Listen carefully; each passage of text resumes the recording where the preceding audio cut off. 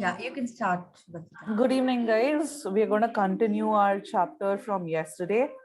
And just hold on for just a second, okay?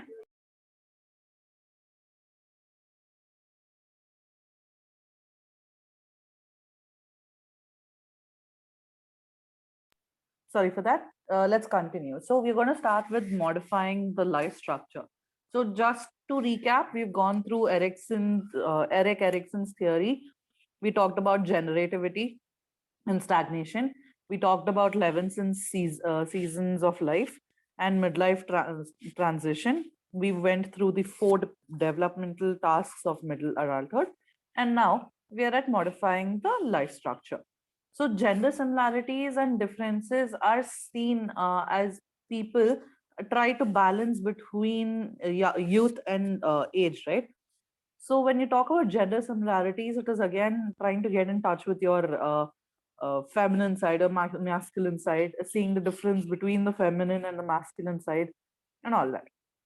Now, at this point of time, that is around the age of 45 to 65, people start facing life-threatening illnesses, and they have to cope with things like aging parents and going through the aging process, all that. Women's youth, those beautiful looks that she has, is now started to deteriorate.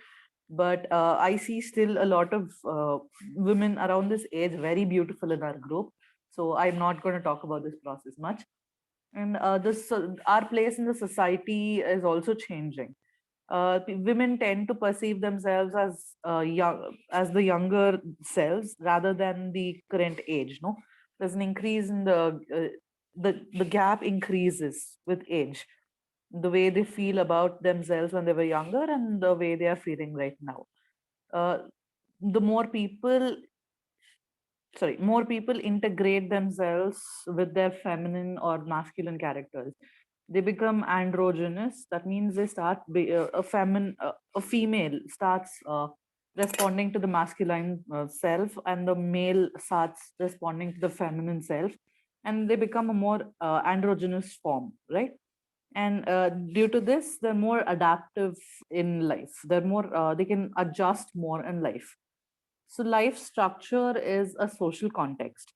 That means through the support of the environment, depending on our incomes, the process of unemployment, lack of personal values, all these influence our life structure to great extent. Okay, even when people are high powered or they have very amazing financial stability, financial success and all that, at a certain point of time they tend to self sabotage their development, and they start focusing on marital concerns and not only look at self development. They look at the entire family. People who have reached greater heights during the prime of their lives, that is their early adulthood, tend to stop looking at their work at this point of time and try to focus on their married lives, their children, their parents, and their wives, and all that. Okay, midlife crisis starts during this particular time. As it was cited by Levinson, when the people move into their middle adulthood, they start questioning their life choices, which results in restructuring their entire personality. So, suppose say a person has taken up a software job just because of family pressures when he was in his early adulthood. By the time he reaches this middle adulthood phase, what he does is he'll start questioning if he's satisfied with the job that he does, and he'll start looking for other jobs that satisfy his need.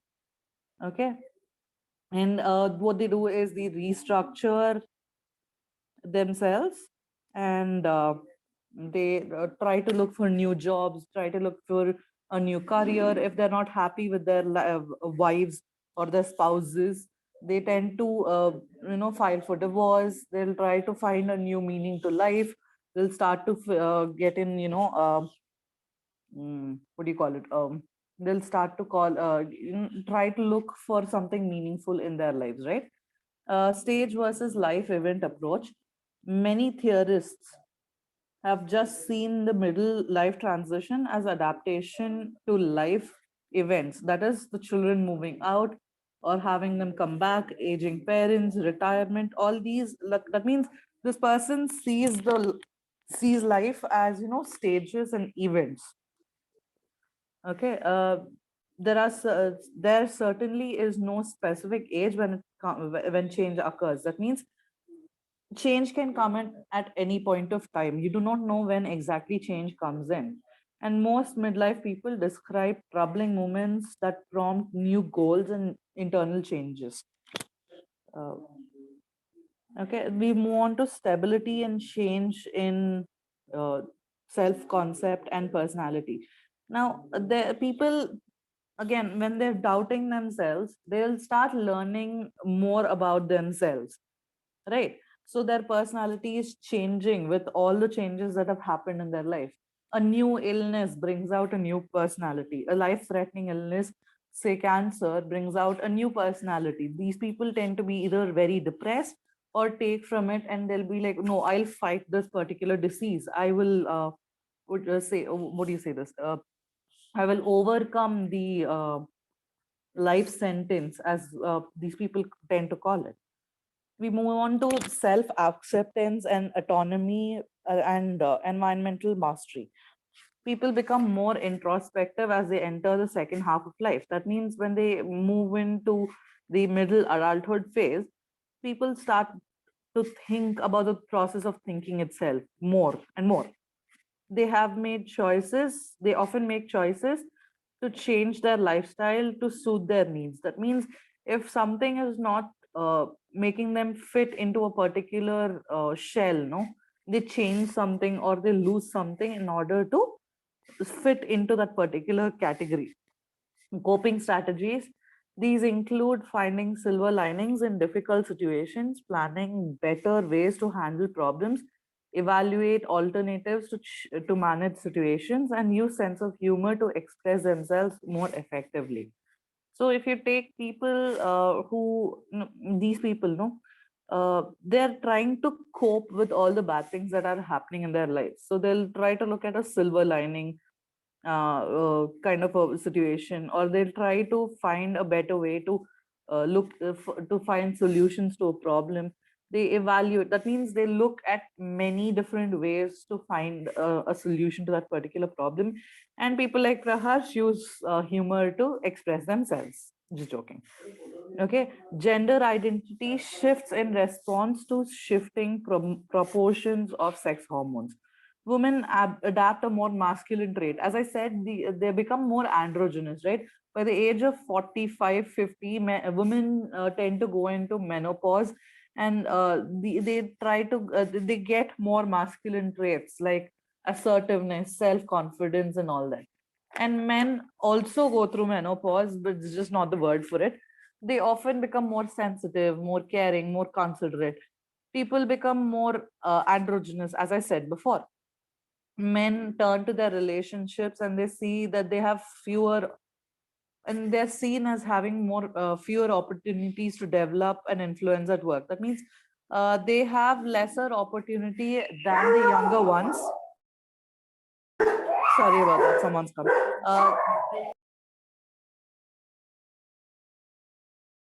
So they have fewer opportunities to have an influence at work. No, they have lesser opportunity to show themselves at work.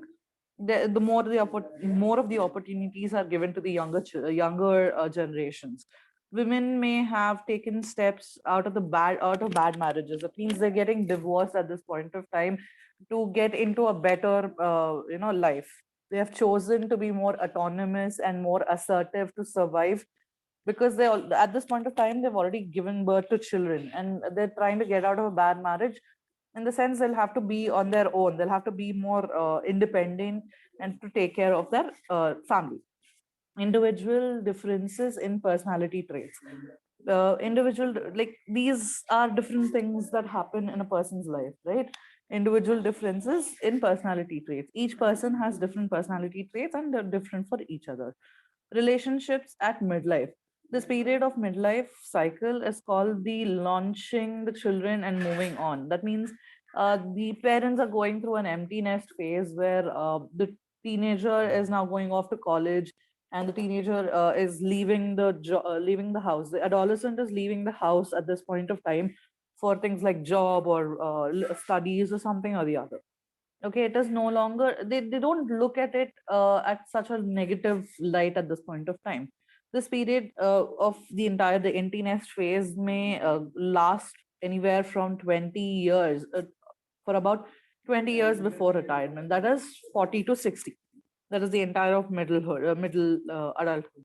It also relates to establishing different relationships with children and finding new relationships with your in-laws and grandparents. So the minute your major influence in your life, that is when the child leaves the house, you find time to spend a little more time with your grandchildren or your in-laws.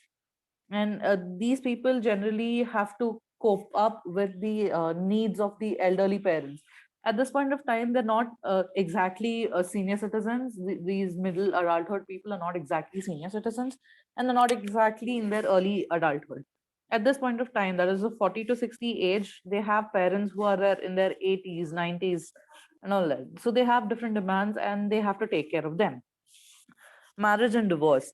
The household, at this point of time, there are so many conflicts that are going on in the house. The empty nest feeling also contributes.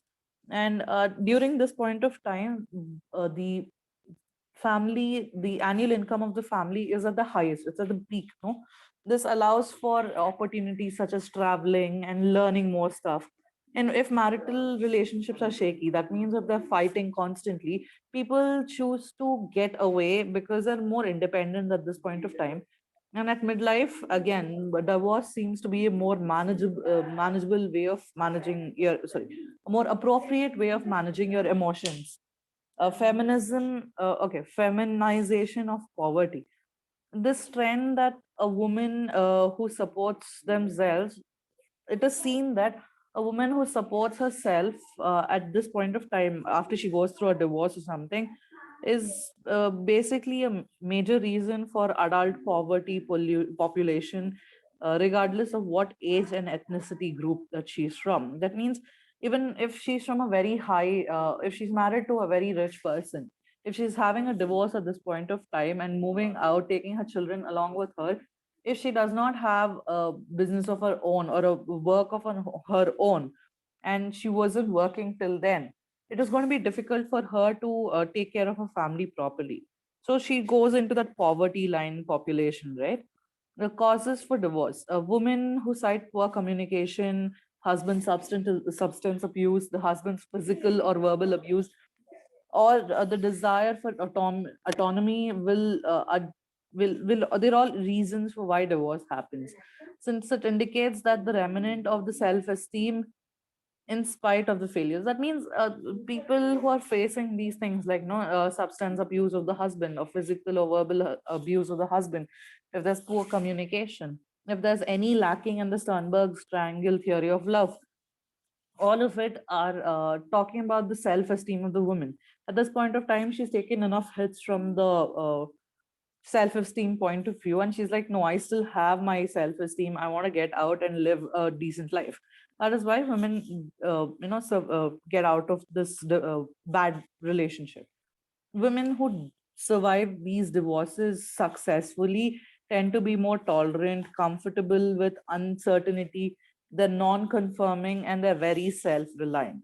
They do not like depending on other people. Changing parent-child relationships. Adjustment is more positive when when the parent is more interested in the activities of the children.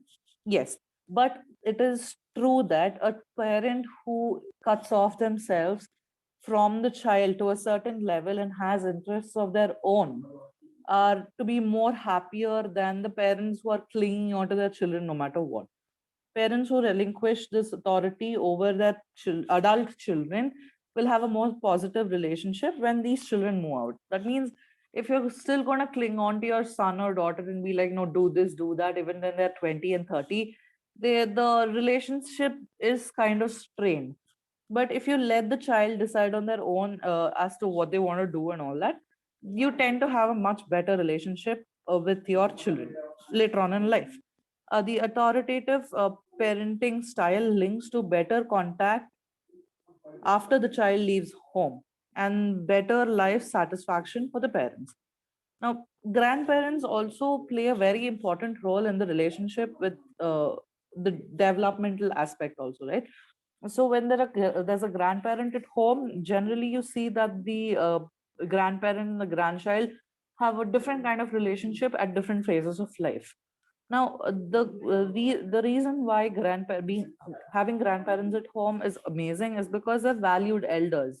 The immortality, they're immortal through their descendants. That means the way they pass on the information and pass on the different ethics is also very important, and that's how they're immortal.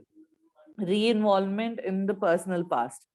They tend to relive their past through their grandchildren and all that.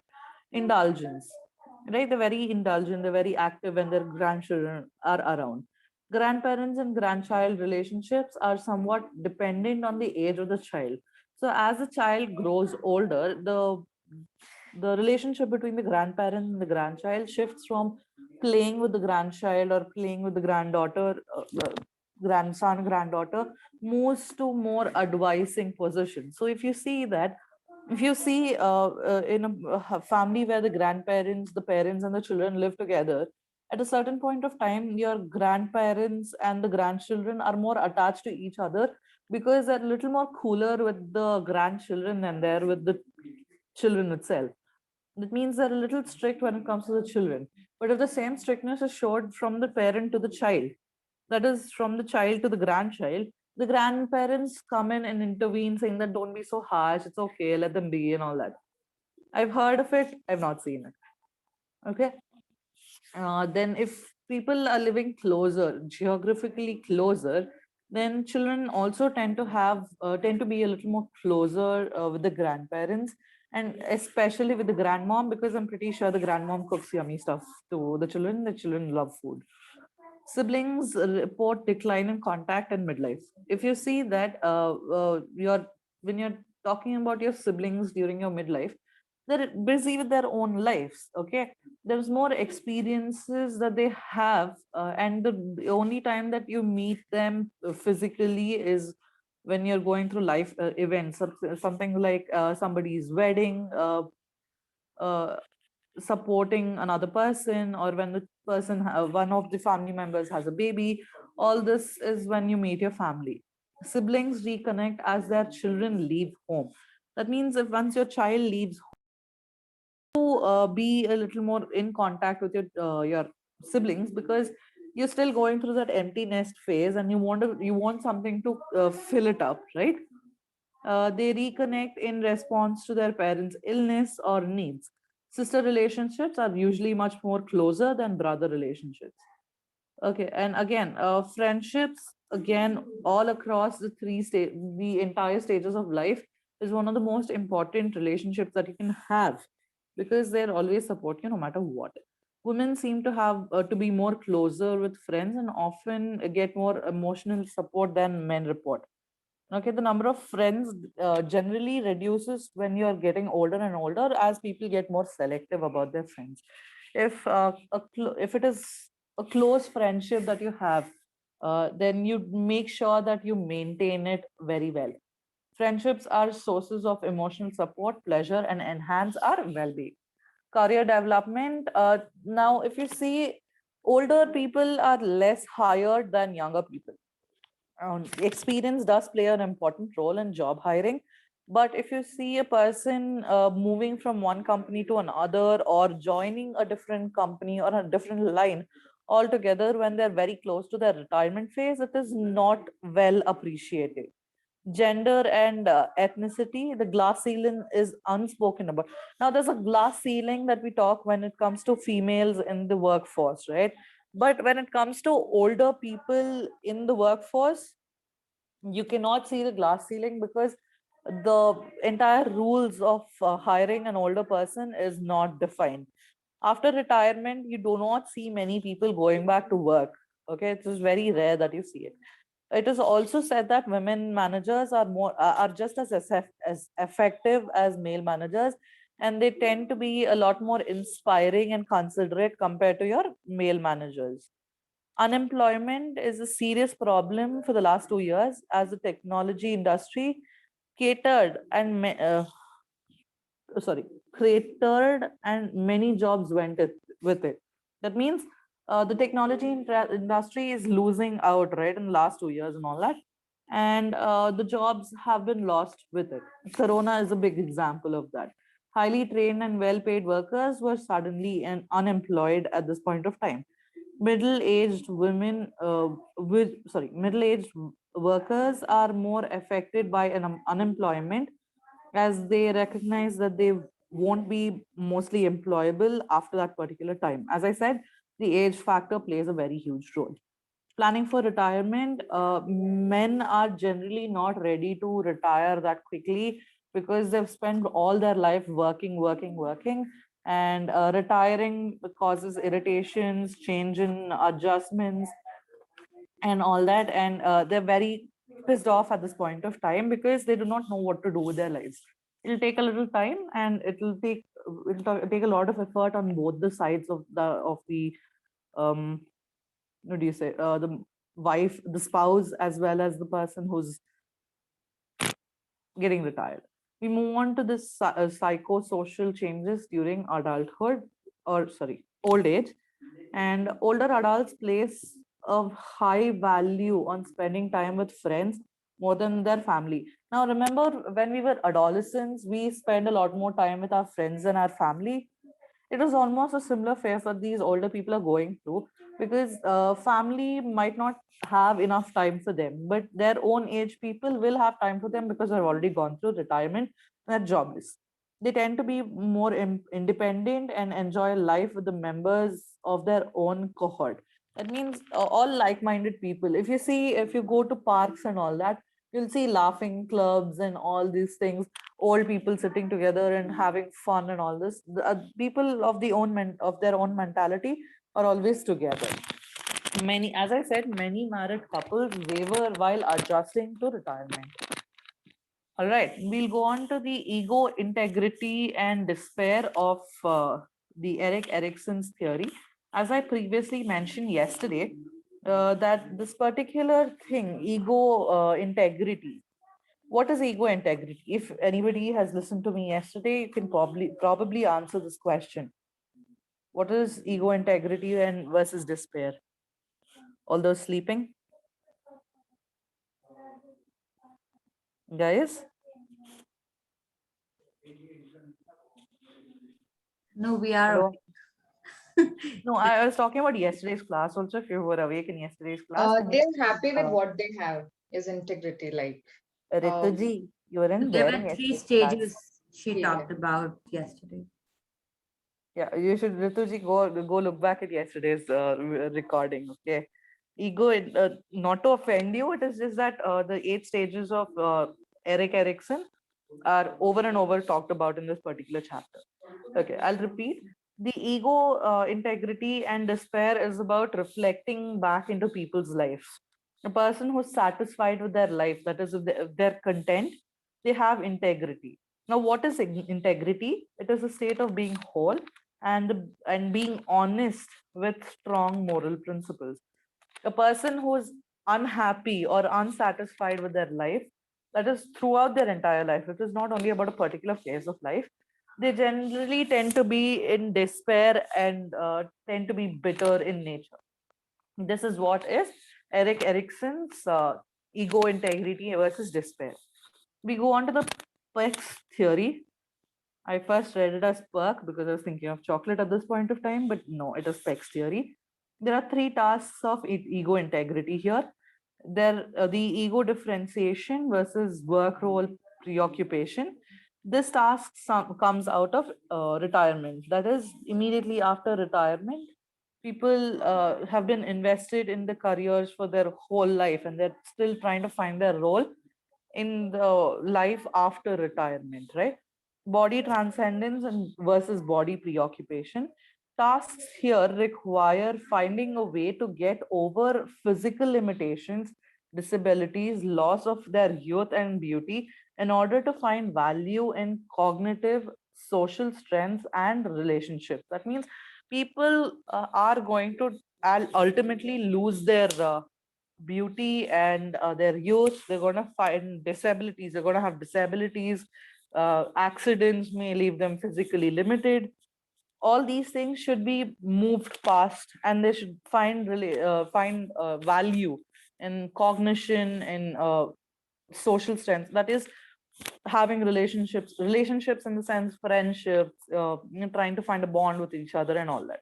Ego transcendence versus ego preoccupation. It is a constructive way to face the reality of death. So death is inevitable. It is just that the way we accept it differs. They must focus, that is the old age people must focus on giving to the younger generations. They're not supposed to keep it for themselves. Lebov-Web's theory, uh, Lebov-Web's theory, emotional expertise. They're talking about emotional expertise. In early adulthood, we make pragmatic choices. Finding a way to solve real world problems at work and at home is important.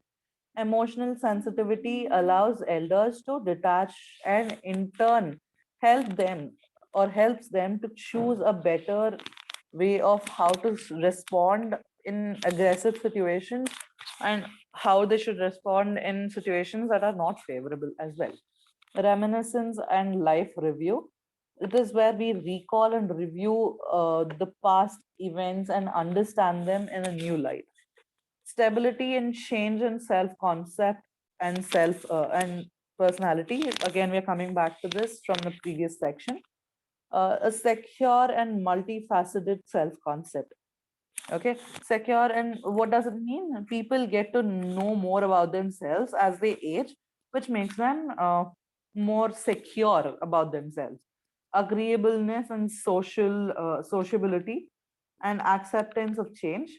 Now, three shifts take place in the entire personality at different points of times. There's increase in flexibility and optimism.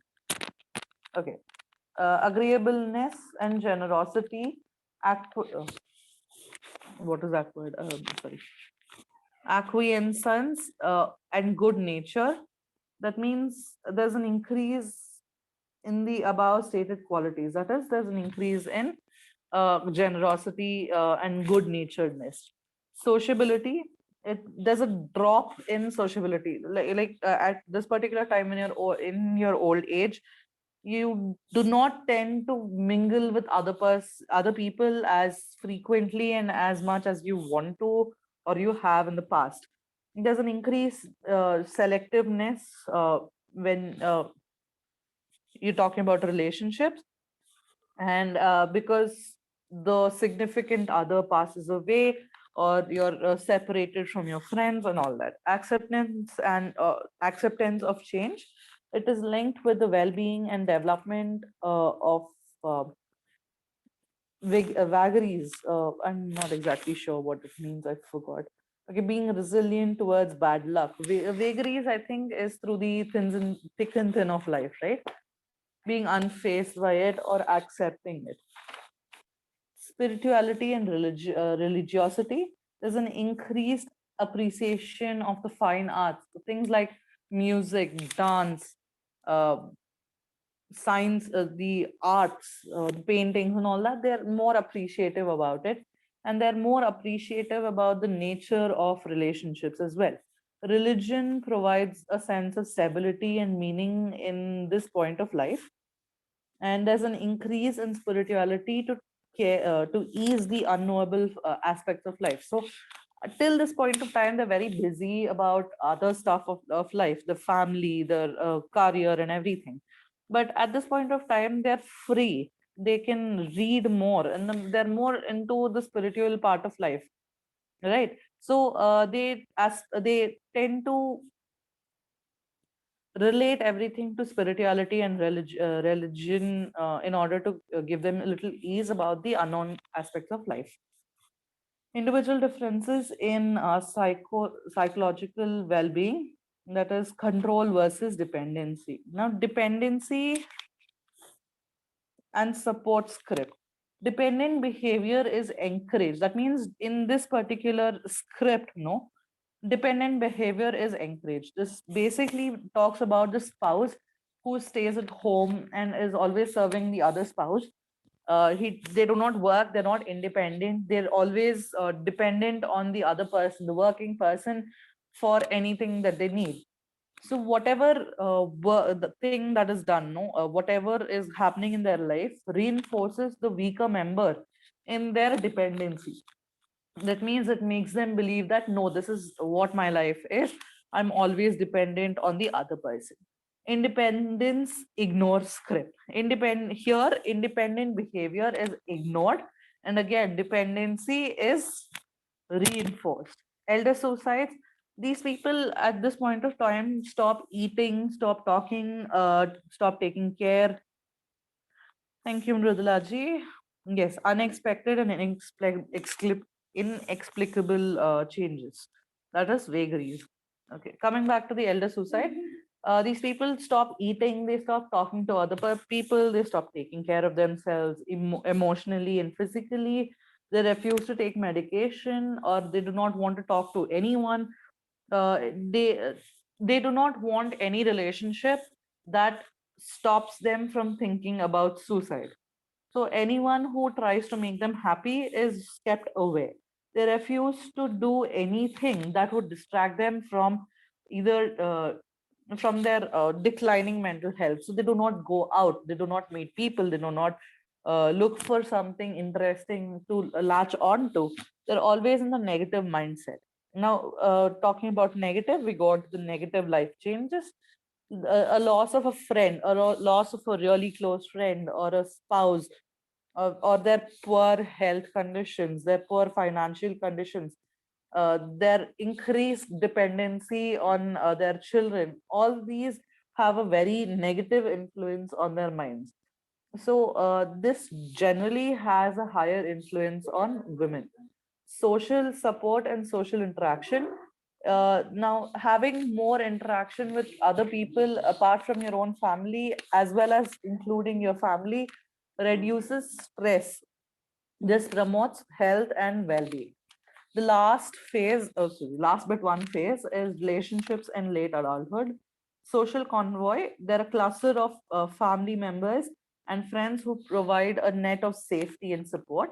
Marriage, again, is a relationship that has, in which satisfaction increases from the middle adulthood to the late adulthood, because this is usually a time when when the spouses sit together and talk. Siblings, sister bonds are stronger than the relationship between brothers. Constant contacts allows the feeling of family continuity and harmony. Friendship it is all about intimacy, companionship, acceptance linked to the larger community. All of them protect the friends in their life, protect them from the pain of loss. They help them to be more physically and emotionally active. The last part of our chapter, retirement and leisure. It is people, they generally are forced to retire at this point of time, but some people do take up voluntary retirement depending on the affordability, their health condition, opportunity, the benefits that they're getting, and it'll also depend on gender and ethnicity. So a woman generally retires much more earlier than a man due to family demands. Adjustment to retirement, it is affected by health, right? Whatever When a person retires, there are a lot of factors that influence them. So they're affected by health, the financial stability, a sense of personal control over their own life events. Decisions of retirement also depend on satisfaction at work, social support, and marital happiness. So a person who's a lot more happier with their wife, or with their spouse, generally tends to retire a little more earlier, because they want to spend time with their spouse. If not, they'll want to not retire so early. Leisure activities, this encourages physical and mental health, betterment in physical and mental health. Related activities lead to reduced mortality. Hobbies, interests, volunteer activities, community service, before retirement is generally increased after they're retiring, and this helps them keep their sanity even through their old age. Now, this is the end of the chapter. Thank you for not sleeping. Hopefully.